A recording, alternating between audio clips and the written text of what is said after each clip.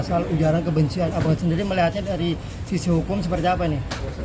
Yang jelas memang mesti dilihat dari, kalau namanya pidana itu ada yang namanya mens rea actus reus. Artinya mesti dilihat ada niat dan ada akibat dari perbuatan. Jadi makanya pidana itu nggak bisa melulu karena ada akibat perbuatan, nggak ditanya niatnya atau nggak dicari niatnya, dia berniat atau enggak. Kalau saya melihat sekilas dari media sosial, Denny Sumargo datang ke tempatnya Farhad itu mungkin untuk klarifikasi ya, dia untuk tabayun, untuk mengetahui sebetulnya ada masalah apa sih, kan begitu. Mereka sama-sama presenter, sama-sama bukan selebgram, artis lah, yang memang cukup malang melintang di dunia medsos di Indonesia ya, podcastan gitu ya, influencer lah. Artinya mereka punya satu followers yang memang benar-benar setia melihat mereka, apapun yang mereka perbuat menjadi tontonan sehari-hari mereka. Nah makanya yang dipertontonkan misalnya akibatnya ketika tabayun, habis itu mereka berantem terus saling lapor, bukan saling lapor ya, cuman Farhad yang melaporkan ya. Iya. Ya saya pikir itu laporan itu haknya Farhad juga, cuman terus terang kalau kita melihat dari situasi dan kondisi sekarang, namanya laporan itu mau sejauh mana sih? Karena kenapa? Laporan polisi itu adalah ultimum remedium. Artinya langkah terakhir ketika memang tidak ada jawaban lagi soal persoalan yang ditemuin antara dua belah pihak. Jadi memang kalau memang berharap dengan laporan polisi untuk menyelesaikan masalah, menurut saya itu agak salah besar ya. Karena kenapa? Masalah itu kan selalu timbul. Kalau di laporan polisi itu ada menang, ada kalah. Jadi solusinya tuh kadang-kadang nggak sesuai dengan harapan. Oke bang, dilihat dari hukumnya, apa unsur ujaran kebenciannya berat apa gimana bang? Ada nggak sih bang dari yang dilakukan Densu yang abang lihat di media sosial videonya? Unsur ujaran kebenciannya ada nggak? Kalau menurut saya pribadi ya, walaupun saya bukan ahli ya, kalau saya mengomentari hal tersebut memang sedikit banyak agak kurang kena ya. Dalam artian kalau misalnya sampai ujaran kebencian itu kayak gini, kalau mengajak orang lain untuk melakukan suatu tindakan destruktif, itu ujaran kebencian. Artinya kayak dia mendiskreditkan salah satu suku, mendiskreditkan salah satu golongan, mendiskreditkan salah satu pihak yang memang cenderung untuk dibully. Nah itu ujaran kebencian. Artinya laporan ini boleh dibilang berlebihan nggak sih bang kalau menurut abang sendiri dengan melihat kasusnya? Kalau berlebihan atau tidak itu kan tergantung karakter masing-masing orangnya.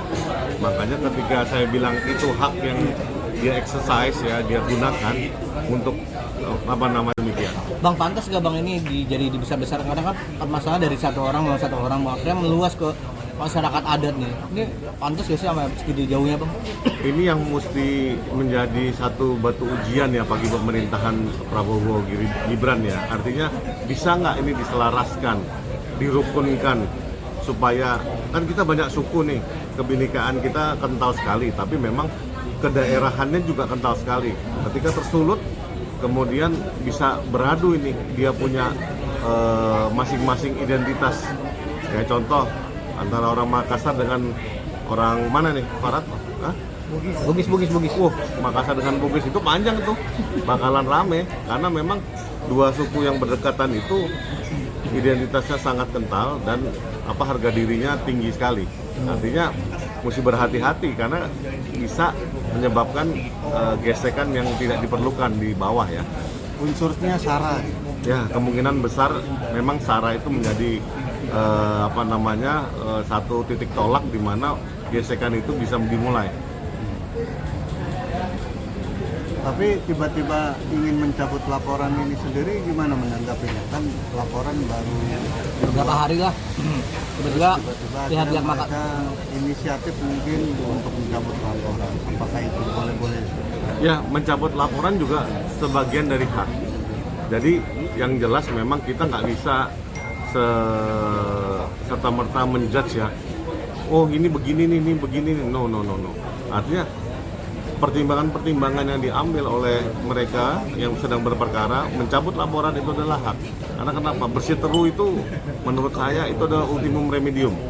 Karena yang paling penting dalam penegakan hukum di Indonesia adalah restoratif justice.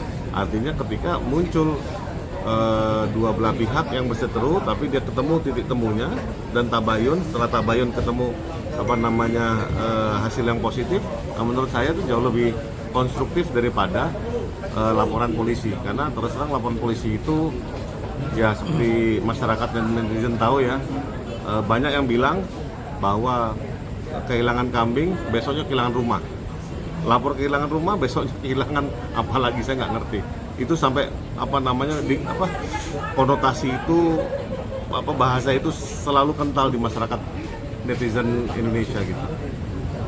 Bang, kan yang dikhawatirkan biasanya kan tadi Bang ya di bawah tadi. Ada yang ingin sampaikan Bang agar rumah masyarakat ini lebih dewasa untuk menyikapi sesuatu dan tidak terpancing. Ya, yang jelas memang kalau kita semakin lama bernegara dan republik ini juga semakin dewasa ya, hampir 100 tahun umurnya, demokrasi kita juga sudah diuji berkali-kali ya. Artinya masyarakat Indonesia itu mesti lebih bijak lagi dalam menyikapi suatu isu. Artinya nggak bisa melulu kita mengedepankan kekerasan sebagai jawaban dari suatu persoalan. Yang bisa kita lihat di jalanan, banyak orang, termasuk penegak hukumnya juga, untuk menyelesaikan masalah harus diselesaikan dengan kekerasan. Padahal kekerasan itu akan menyebabkan kekerasan yang lebih besar, menyebabkan perpecahan yang lebih besar, bukannya menyelesaikan masalah, tapi menambah masalah yang lebih besar lagi. Jadi kalau kita memang benar-benar masyarakat atau orang Indonesia yang memang merasa warga negara Indonesia, kita harus tetap mengedepankan musyawarah mufakat, yaitu kalau di penegakan hukum adalah restoratif justice. Artinya kalau di agama Islam sendiri tabayun dulu untuk ketemu solusi terbaiknya.